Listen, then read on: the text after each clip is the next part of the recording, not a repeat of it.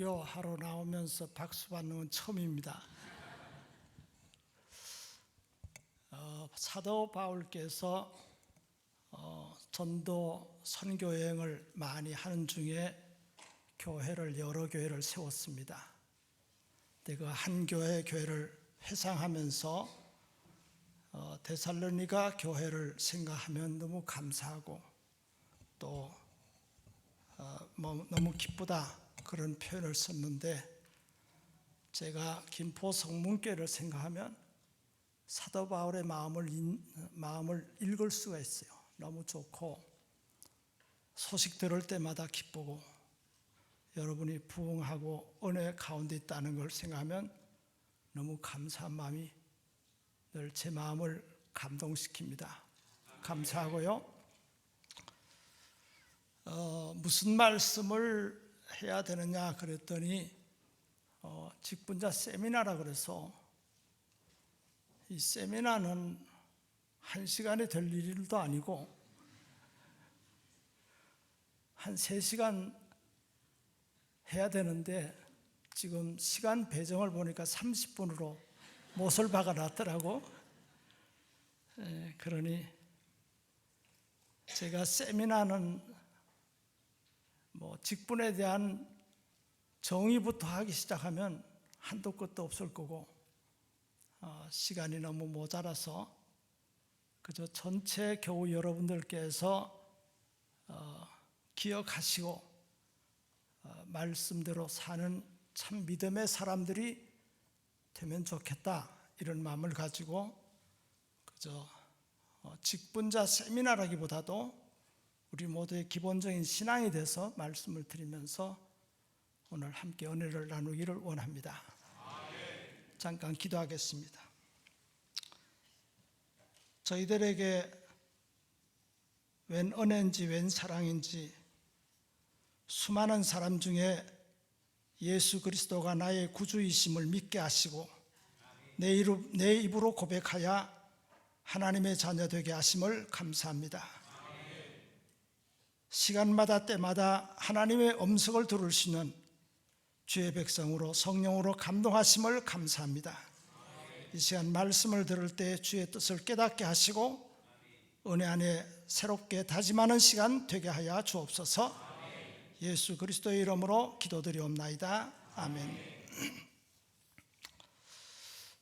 요즘에 우리 한국의 세계 각국으로부터 관광을 많이 오는데, 그 중에 호주 사람들이 한국에 관광하고 가면서 놀라는 게 3가지가 있다고 그럽니다. 첫째는 한국 여성들의 피부가 얼마나 고운지 그게 그렇게 부럽답니다. 둘째는 사람들의 입은 옷이 얼마나 컬러풀한지 꽃밭을 거니는 것 같아서 기분이 좋답니다. 그리고 3번째는 한국 여성들은 죄다 다 명품들을 들고 다닌다는 것입니다. 근데 앞에 2가지는 나름대로 칭찬해 주는 것 같아 기분이 괜찮은데, 3번째 것은 좀 듣기가 거시기합니다. 그렇죠? 그러나 우리 한국 사람들은 명품을 좋아하는 건 사실인 것 같아요. 근데 웃기는 일은 그 명품을 비싸게 주고 샀으면 잘 써먹어야 될 텐데 그걸 죄다 집에다 잘 간직해 놓고 전부 짝퉁을 들고 다닌다는 것입니다. 한 가지 더 웃기는 것은 그 가방을 여성분들이 들고 다니는 게 아니라 남자들이 그걸 들고 부인의 뒤를 철랑철랑 따라가다니는. 아무튼 사람마다 다 명품을 좋아해서 그걸 가지기를 원합니다만, 이 명품 세계에는 진품만 있는 게 아니라 짝퉁도 많습니다. 어쩌면 명품보다 짝퉁이 훨씬 많을지도 모르겠습니다. 그런데 제가 오늘 설교를 시작하면서 진품에 대한 얘기를 꺼내는 이유가 있습니다. 지금 우리 기독교 신앙 세계에도 진품 신앙이 있는가 하면 짝퉁 신앙, 모조 신앙이 있는데, 문제는 지금 우리 한국 교회에는 전반적으로 모조 짝퉁 신앙인이 점점 늘어남으로 해서 성경적 신앙과 세계관을 가지고 신앙생활하는 신자들이 점점 희소해져 가고 있다는 것입니다. 얼마 전 설문조사에 의하면 미국 기독교인 중에 92%가 혼합주의 세계관을 가지고 있는 것으로 확인이 됐습니다. 순수하게 성경적 세계관을 가지고 있는 진짜 신자는 6%밖에 안 된다는 것입니다. 여기서 말하는 혼합주의란 성경 말씀에 근거하지 아니하고 비성경적이거나 탈성경적인 세계관에 오염이 돼서 시대적 흐름을 따라 자기 생각에 맞는 대로 해석을 하고 처신을 하는 크리스찬을 말하는 것입니다. 짝퉁, 모조 크리스찬이 92%나 된다는 것입니다. 여러분, 이 통계가 충격적이지 않습니까? 진품 크리스찬이 6%밖에 안 된대요. 미국 기독교인입니다. 근데 우리 한국 교회 현상은 어떨까요? 글쎄요, 우리 한국 기독교인을 상대로 해서 이런 설문조사를 해본 바가 없기 때문에 정확하게 수치를 밝힐 수는 없지만 아마 모르긴 해도 우리도 조사해보면 별로 다를 바가 없을 걸로 생각합니다. 그동안 우리나라가 예수 믿는 사람이 많아서 듣기 좋은 말로 기독교인을 1000만 명으로 얘기를 하고 있습니다. 그런데 여러분, 이 1000만 명이나 되는 기독교 신자들이 다 성경적 신앙과 세계관을 가지고 신앙생활하는 게 맞는 것일까요? 저는 이 점에 대해 매우 회의적인 사람입니다. 왜냐하면 그동안 매번 중요한 선거를 치르고 난 후 나타나는 결과를 보면 알 수가 있습니다. 과연 우리 한국교회 기독교인들이 성경적 신앙과 세계관에 근거해서 처신하는 게 맞는가 싶기 때문인 것입니다. 제가 왜 그런 의구심을 가지는지 아세요? 출마 후보자가 비성경적이고 탈성경적인 정책들을 공공연하게 공약으로 외쳐대는데도 그런 사람들이 하나도 걸러지지 않고 다 당선되는 거예요.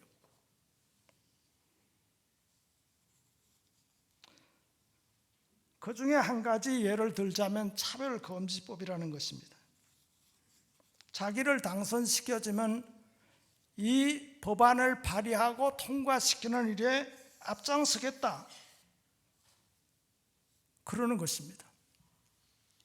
물론 차별금지법을 호도하면서 강조하는 몇 가지 내용만 들어보면 우리 교회 아주 솔깃하죠. 그러나 그 호도 조항들은 독소 조항을 감추기 위한 화려한 포장에 불과한 것이고, 그 속에 교묘하게 감추어진 진짜 핵심 내용은 성경 말씀과 완전히 배치되는 거예요. 이 차별금지법 속에 동성끼리 결혼을 허락하는 것입니다. 동성애 결혼 신고를 하면 호적에 올려주자는 것입니다. 그래서 이 법을 통과시킨 나라들에서는 지금 동성끼리 부부가 된 것을 호적에 올려주는 숫자가 점점 늘어나고 있습니다. 그러나 여러분, 동성애는 죄입니다. 그것도 하나님이 아주 가증스럽게 여기시는 죄예요. 그런데 만약 차별금지법이 통과되면 동성애는 죄입니다 하는 설교를 목사가 못하게 됩니다. 하다간 감옥 가야 돼요. 그리고 차별금지법 속에 종교차별을 금지하는 조항을 명기해가지고 만약 이 법이 통과되면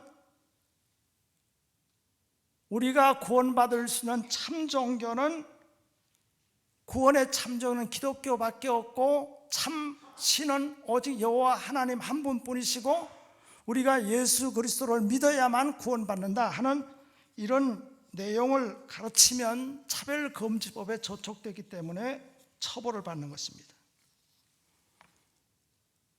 이번 국회의원 중에 크리스찬이 얼마나 되는지는 모르겠지만 지난 국회의원은 3분의 1이 크리스찬이었습니다.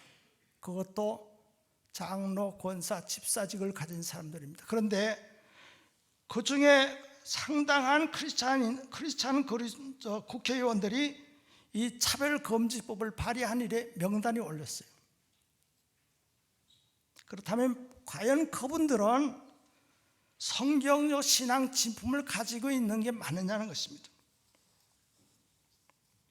아무튼 지금 기독교를 헐어버리려고 하는 사탄의 술책이 아주 다방면으로 집요하게 공격해 오고 있는데, 이런 때 우리가 영적으로 대각성해서 대비해도 모자랄 판에 오히려 교회는 내부적으로 점점 세속화돼 가고 있고 점점 비성경적이고 탈성경적인 신앙으로 변질돼 가고 있으니 지금이야말로 진품신앙이 얼마나 절실하냐 이것입니다.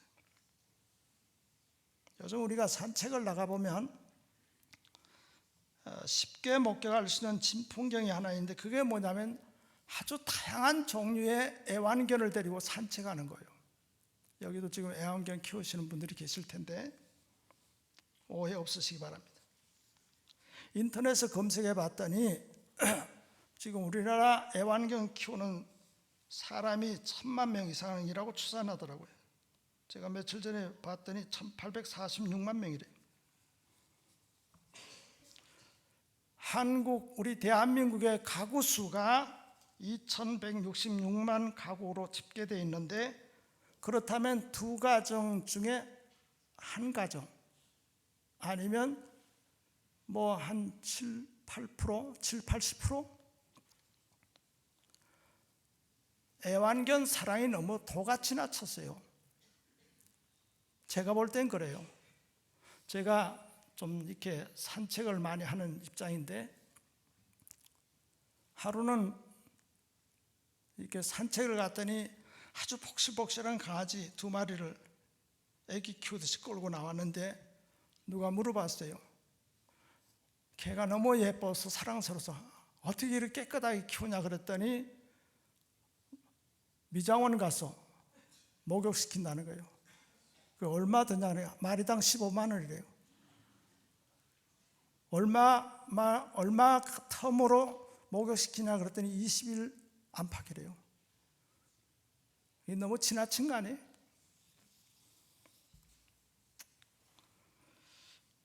사회 분위기가 이렇다 보니까 지금 우리 한국 교회 안에서도 애완동물 문제가 하나의 이슈가 됐습니다. 그래서 이제는 애완동물도 예배에 참석할 수 있도록 해야 되지 않느냐. 유아실, 영아실 마련하듯이 애완동물 데리고 예배 드릴 수 있도록 해야 되지 않느냐. 지금 여러분이 웃었었지만은 이게 이제 얼마 안 가면 자연스럽게 받아들여질 거예요. 왜요? 우리 기독교 신앙이 점점 혼합주의에 매몰되어 가고 있기 때문에. 그래서 개에게 세례를 베풀고, 개가 병들면 목회자 모시다가 예배드리고, 개가 죽으면 사람처럼 똑같이 장례식을 치러야 된다. 그러면 이런 요구가 성경 말씀에 바탕한 얘기냐 이것입니다. 아니죠. 물론 타 종교에서는 인간이 죽으면 다른 곳으로 환생도 하고 윤회도 한다는 사상이 있어서 동물에게 얼마든지 이런 종교의식을 해줄 수 있다고 할지 모르겠지만은 성경 말씀대로라면 동물을 대상으로 기독교 종교의식을 할 수 없습니다. 그럼에도 불구하고 성경 말씀에 근거한 신앙이 아니라 사회 문화 분위기에 그냥 젖어 들어가면서 그런 분위기가 무르익어가고 있는 거예요. 이건 기독교가 점점 혼합주의에 건강한 일반 사회 문화에 휩쓸려가기 때문에 그래요. 여러분, 우리 한국교회 교인들 의식 속에 주일 성수 개념이 얼마나 사라지고 있는지 아십니까? 코로나 팬데믹 이후 한국교회 주일 성수 개념이 완전히 무너졌어요. 주일 성수가 뭐냐? 주일날 아침에 와서 예배 한번 딱 드리면 주일 성수예요. 그것도 이제는 귀찮으면 집에서 텔레비 틀어놓고 본 걸로 대체하는 거예요. 주일 성수했다고 그래요. 아무튼 우리 한국교회 안에 점점 진품신앙을 찾아보기 어려워져 가고 있는 이때에 저는 다른 교회는, 다른 성도들은 뭐 어떻게 변해가든 차치하고 우리 성문교회만은 진품신앙을 되찾기를 바랍니다. 그래서 빌라델비아 교회 성도의 신앙 모습을 소개하면서 빌라델비아 교회가 어떻게 신앙의 순수성을 지켰는지를 말씀드리려고 합니다. 빌라델비아 교회는 7교회 중에서 가장 믿을 수 있는 교회였고 우리 주님부터 진품을 인정받은 교회였습니다. 오늘 본문에 보면 주님께서 빌라델비아 교회 성도들에게 2가지를 칭찬하시는 것을 볼 수 있습니다. 첫째로 그들은 말씀을 지켰다고 칭찬하십니다. 8절에서 내 말을 지켰다고 칭찬했고 10절에서는 내가 나의 인내 말씀을 지켰다 이렇게 칭찬했습니다. 여기서 말씀을 지켰다는 것은 어려운 여건에도 불구하고 말씀을 순종했고 말씀을 실천했다는 것입니다. 이것을 통해서 우리가 알 수 있는 것은 말씀대로 순종하는 사람이 주님으로부터 인정받는다는 것입니다. 아멘. 비록 사람 눈에 볼 때는 좀 어리석어 보이고 우둔해 보일지라, 그래서 사람들 보기에는 잘 적응을 못하는 사람처럼 보일지 몰라도 말씀대로 순종하는 그 사람이 주님이 보실 땐 진품신앙인이라는 것입니다. 사랑하는 성도 여러분, 우리 하나님께서는 어떤 사람을 원하시느냐? 주님이 정말 원하시는 사람은 능력 있는 사람이 아니에요. 왜요? 우리 하나님은 전능하신 분이시기 때문에 능력이 없는 사람일지라도 들어서시면 능력이 나타나는 것입니다. 그렇기 때문에 주님께서는 능력이 출중한 사람을 찾으시는 것이 아니고 비록 능력은 적을지라도 하나님의 말씀에 아멘 하고 순종하는 사람을 찾으시는 것입니다. 그런 사람을 진품신앙인으로 인정하시는 거예요. 세상에서 명품은 재질과 디자인이 일반 제품과 다릅니다. 만약 명품이 일반 제품과 별 차이가 없다면 아무도 비싼 돈 들여가면서 명품을 사지 않을 겁니다. 비싼 돈 들여가면서 명품을 사는 이유는 일반 제품과 다르기 때문입니다. 마찬가지 원리. 그리스도인들도 다르게 살아야 명품 신앙인이 되는 것입니다. 세상 사람들하고 아무 구별 없이 살아간다면 그는 결코 명품 신자가 아니에요. 장소 따라 분위기 따라 적당히 변신하거나 애매모호하게 처신한다면 절대로 명품 크리스찬이 될 수 없어요. 때로는 목에 칼이 들어와도 세상 사람들하고는 구별된 삶을 사는 사람이 될 때에 이 사람이 진짜 신자예요. 예수 잘 믿는 청년이 군대를 갔습니다. 제가 목이 잘 마르는 사람이라 실례하겠습니다. 입대를 했는데 특수임무를 수행하는 특공대에 차출이 된 거예요. 특공대 훈련은 혹독하죠. 죽기 아니면 까무라치기로 버티지 않으면 당해낼 수가 없어요. 근데 이 청년은 그 어려운 훈련을 다 마치고 수료하는 날을 맞았습니다. 특공대 훈련을 수료하는 날 사령관에게 신고를 합니다. 사령관이 이 청년 앞에 딱 섰어요. 산천이 쩌렁쩌렁 울리는 목소리로 관등성명을 대했습니다. 그러자 사령관이 다른 수료 장병들과 똑같이 들고 있는 잔에다가 축하 겸 격려의 술을 부었어요. 그 사령관 바로 옆에는 전두환 훈련대장이 서 있습니다. 이때 이 청년이 각하, 저는 술을 마실 수 없습니다 그랬습니다. 그러자 전두환 훈련대장이 당황하는 기색이 역력합니다. 이유가 뭐야? 예, 저는 예수 믿습니다. 옆에서 부관이 호통을 칩니다. 야, 이 새끼야, 네 앞에 있는 예수 믿는다는 놈들 다 처먹었잖아. 너 죽으려고 작정했어? 그래도 버티는 거예요. 부관이 권총에 총알을 장전하면서 야, 이 새끼야, 마지막 기회 준다. 죽을 각오 돼 있냐? 예, 저는 각하가 주는 술 안 먹고도 국가를 위해서 목숨을 바칠 각오가 되어 있습니다. 그리고 만약 총살을 당한다면 하나님 앞에서 바로 살다가 죽는 영광으로 알겠습니다. 그 후에 어떻게 되는지 아십니까? 영창도 안 갔고요. 그 당시 훈련대장이던 그분께서 대통령이 됐을 때 몇 차례에 걸쳐서 입각하라고, 국무위원회 입각하라고 연락이 와도 나는 하나님께 받은 사명을 위해서 사는 것으로 영광으로 알겠습니다 하고 고사했습니다. 그런 비사를 제가 어떻게 알았겠어요? 이분이 나중에 신학 공부하고 목사가 돼서 실토했기 때문에 알았어요. 진품신앙이라는 게 다른 거 아닙니다. 말씀대로 살면 그게 진품신앙이에요. 그러므로 세상의 원리를 따라 살지 말고 주님 말씀에 순종함으로 주님께 진품의 신앙인으로 인정받으시는 여러분 되시기를 바랍니다. 둘째로 그들은 주님을 배반하지 않았다고 칭찬하십니다. 본문이 기록될 당시 소아시아는 로마 식민 통치를 받고 있었습니다. 황제 숭배를 내세워서 기독교를 얼마나 박해했는지 300여 년 동안 엄청난 박해를 가했습니다.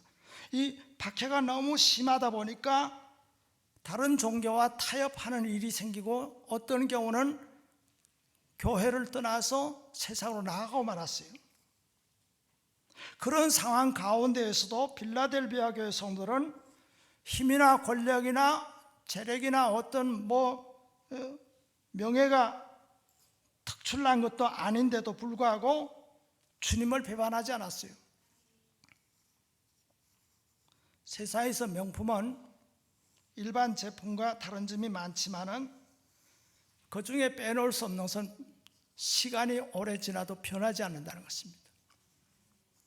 오히려 시간이 지나면 지날수록 귀티가 나고 정이 간다고 그래요. 그래서 명품이라고 그럽니다. 매 마찬가지 원리입니다. 신앙의 능력은 양에 있지 않고 질에 있습니다. 믿음의 척도는 얼마만큼 변하지 않느냐에 달려 있습니다. 저는 아침 저녁으로 변하고 상황에 따라 변하는 사람은 주님으로부터 진품신앙인이라고 인정받지 못할 걸로 알고 있습니다. 시간이 흘러도 가치가 변하지 않는 제품이 명품인 것처럼 시간이 흘러도 변하지 않는 성도가 주님으로부터 진품신자라고 인정을 받는 것입니다.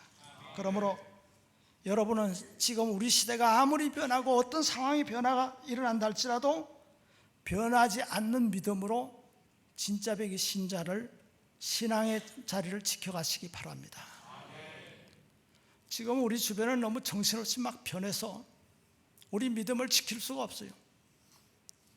그러나 우리 성문교회 성도 여러분들은 말씀을 그대로 믿으면서 변하지 않는 진품의 신앙인이 되시기를 바랍니다. 이렇게 진품의 신앙인으로 산 사람에게 약속해 준 축복이 있어요. 첫째로 주님께서는 말씀을 지키고 순종하는 사람에게 닫힌 문을 열어주시는 복을 주겠다고 약속하십니다. 7절을 보겠습니다.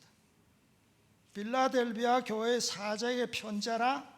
거룩하고 진실하사 다윗의 열쇠를 가지시니 곧 열면 닫을 사람이 없고 닫으면 열 사람이 없는 그가 이르시되. 이 말씀은 모든 열쇠를 쥐고 계시는 분이 주님이시라는 것입니다. 근데 그 주님께서 8절에 보면 빌라델비아 교회 성도를 위해서 문을 활짝 열어주시겠다는 것입니다. 그래서 주님께서 그들에게 능력의 문을 활짝 열어주시니까 그들은 세상과 당당히 맞설 수 있는 교회가 될 수 있었고, 또 은혜의 문을 활짝 열어주시니까 그들이 그토록 어려운 여건 속에서도 풍성한 은혜를 누릴 수 있게 된 것입니다. 저는 우리 모두가 진품의 신앙인이 됨으로 해서 주님께서 빌라델비아 교회 성도들에게 그랬던 것처럼 닫혀있는 여러분 개인의 문을 활짝 열어주시고, 여러분의 가정의 문을 활짝 열어주시고, 우리 성문교의 문을 활짝 열어주시기를 주님의 이름으로 축원합니다. 둘째로 주님께서는 진품의 신앙인이 그 어떤 어려움 시험을 만나더라도 그 어려움을 다 극복할 수 있도록 능력을 주시겠다 약속하십니다. 사실 우리가 세상 살면서 말이 쉽지 말씀대로 산다는 게 쉽지 않잖아요. 말씀대로 살다 보면 사서 고생한다는 말도 있듯이 적당하게 살면 믿으면 당하지 않아도 될 어려움을 당하는 경우가 너무 많습니다. 그렇지만 진품 신앙을 가진 사람은 말씀대로 사는 것 때문에 어떤 어려움을 당하더라도 겁을 먹고 물러서지 않습니다. 왜냐하면 우리가 하나님 말씀대로 순종하는 진품 신앙을 갖고 살면 삶의 여정 속에 어떤 어려움을 겪더라도 그 모든 상황 속에서 주님이 책임져 줄 것을 믿기 때문인 것입니다. 제가 아주 오래전에는 참 쓸데없는 고민을 했던 적이 있었어요. 예수 믿는 중에 극심한 어려운 핍박을 당하게 된다면, 만약 대환란이 와서 내가 순교를 당해야 되는 경우가 생긴다면 나는 과연 예수님을 끝까지 부인하지 않고 순교할 수 있을까? 그때도 제가 목사였는데도 불구하고 아무리 생각해도 자신이 없어요. 명색이 목사인데 베드로처럼 주님 모른다고 부인하면 이거 어떡하지?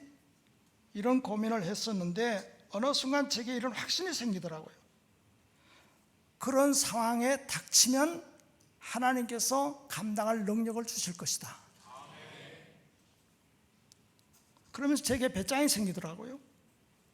아주 극심한 환난 핍박에 빠지면 하나님께서 피하게 해주시든지 아니면 악몽에서 꿈을 깨듯이 천국에서 눈을 뜨게 하실 것이다.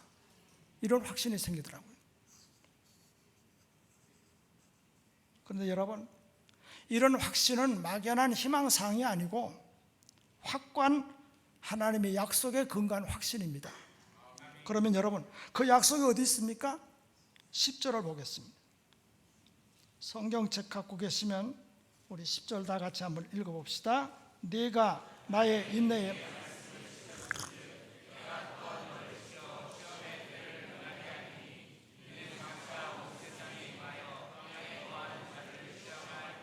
아멘. 이 말씀에 의하면 내가 예수 그리스도를 구주로 영접하고 믿음으로 살아가는 사람은 마지막 때에 극심한 핍박을 당하고 환난을 당해도 그 시험의 때를 면하게 해주시겠다고 약속을 하시는 것입니다. 여러분, 예수 제대로 믿다가 어려움 당하더라도 걱정하지 마세요. 주님이 책임져 주실 줄로 믿습니다. 셋째로 주님께서 인정하시는 진품의 신앙인으로 사는 사람은 주님으로부터 감격스러운 칭찬과 영예로운 이름으로 불러주시겠다고 약속하시는데 12절입니다. 역시 12절 같이 읽어봅시다. 이기는 자는 내 하나님 성전의 기둥에 되게 하리니 그가 결코 다시 나가지 아니하리라. 내가 하나님의 이름과 하나님의 성 곧 하늘에서 내 하나님께로부터 내려오는 새 예루살렘의 이름과 그 위에 기록하리라. 아멘. 주님께서는 말씀을 지키고 변하지 않는 믿음으로 살아가는 사람에 대해서 결코 잊지 않고 영원토록 기억하신다는 것입니다. 주님께서는 어떤 성도가 이 땅에 사는 동안에 진품신앙으로 살면 혹시 세상 관점에서 볼 때는 좀 초라하게 살고 또 좀 힘들게 산다 할지라도 주님께서 다 기억하고 계신다. 그 이름을 높여주시겠다는 것입니다. 혹시 이 자리에 본인이 정말 진품신앙으로 살려고 참 힘쓰고 노력하는데 일은 잘 안 펴지고 상황은 어려워지고 남들은 띠까띠까하고 사는데 나는 왜 이 꼴인가 싶을 정도로 어려운 형편에 있다 할지라도 낙심하지 마시기 바랍니다. 여러분, 세상에서 누리는 그 무엇으로 내 자신의 신앙을 증명받으려 하지 마시고 인정받으려 하지 마시고 하나님 앞에서 진품의 신앙인으로 인정받는 여러분 되시기를 바랍니다. 말씀을 마무리하겠습니다.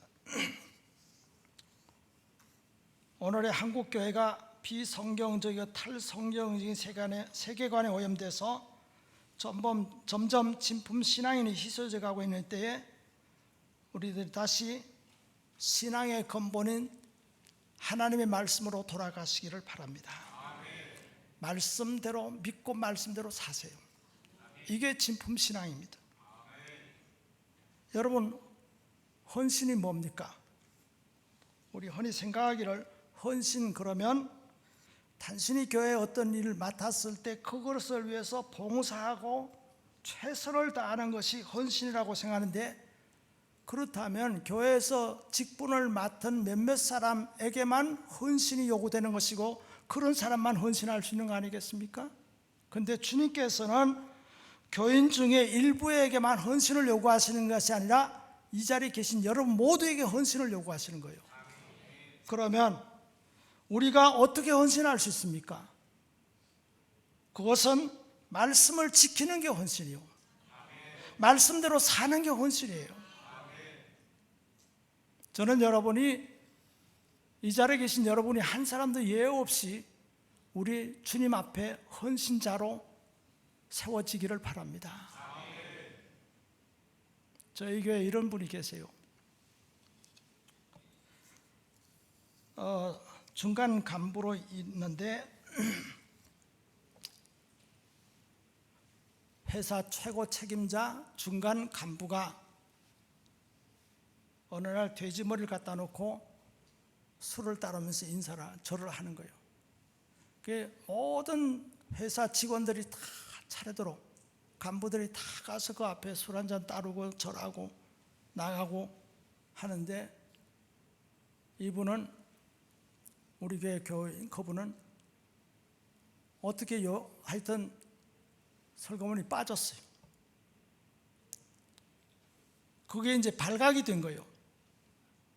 그러니까 이번에 최고 책임자로부터 평가를 좋게 받아야 승진을 하는데 아예 전부 빵점을 준 거예요. 그래도 이 사람은 전혀 개의치 않고 자기는 말씀대로 사는 것을 위해서 절을 안 하고 피했어요. 근데 결과가 어떻게 되는지 아십니까? 지금 오히려 이분이 더 잘된 거예요. 그 더 잘된 것 때문에 우리가 또 그거를 정당할 필요는 없겠지만은 중심은 뭐냐? 내가 어떤 불이익을 당해도 나는 말씀대로 살겠다. 이 자세가, 이게 헌신인 거예요. 그 어떤 상황 형편에서도 주님을 배반하지 않는 것이 헌신이요. 아무리 시대가 변하고 상황이 변해도 변하지 않는 믿음을 가지는 게 헌신인 것입니다. 사랑하는 성도 여러분, 빌라델비아 교회 성도들처럼 전능하신 하나님을 믿는 믿음으로 살면서 말씀에 순종하고 주님을 배반하지 않으므로 진정한 헌신자로 사는 성문교회 모든 성도 여러분, 직분자 여러분 되시기를 주님의 이름으로 축원합니다. 기도하겠습니다. 아버지 하나님, 2026년 한 해 동안에 몸되는 교회에서 믿음 생활하면서 각자의 형편을 따라 직분을 받아서 봉사하는 당신의 종들에게 진품의 신앙을 소유하는 헌신자들이 되게 하여 주옵시고, 혹시 교회에서 직분을 받지 않았다 할지라도 하나님의 말씀을 말씀대로 믿고 순종하고 헌신함으로 하나님 앞에서 진짜 신앙인이라고 인정받는 복된 사람들이 되게 하여 주옵소서. 예수 그리스도의 이름으로 기도드리옵나이다. 아멘.